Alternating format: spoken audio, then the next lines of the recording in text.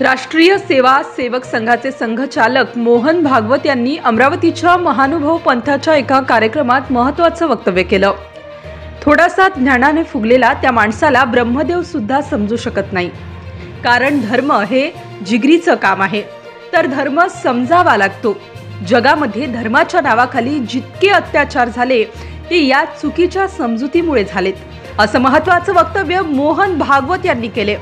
तर म्हणून धर्म समजावण्याचे काम करणारे संप्रदाय असावे लागतात, असेही मोहन भागवत म्हणाले।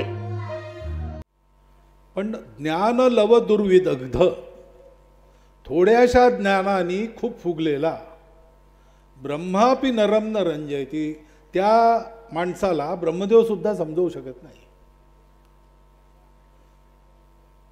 ते फार जिकिरीचं काम आहे, आणि ते समजवायला जावं तर समाज म्हणतो हा चुकीचा आहे, याला हकला, याला मारा, याला ठोका। हे समाजाचं सहन करून समजावं लागतं। धर्म हा समजावा लागतो, पण तो नीट नाही समजला तर त्या धर्माच्या अर्धवट ज्ञानाने अधर्म होतो।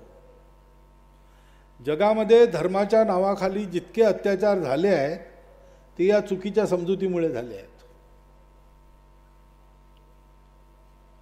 आणि म्हणून तो धर्म समजवायचं काम करणारे संप्रदाय असावे लागतात।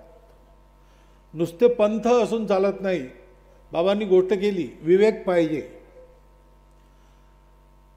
ज्या पंथाला विवेक प्राप्त होतो।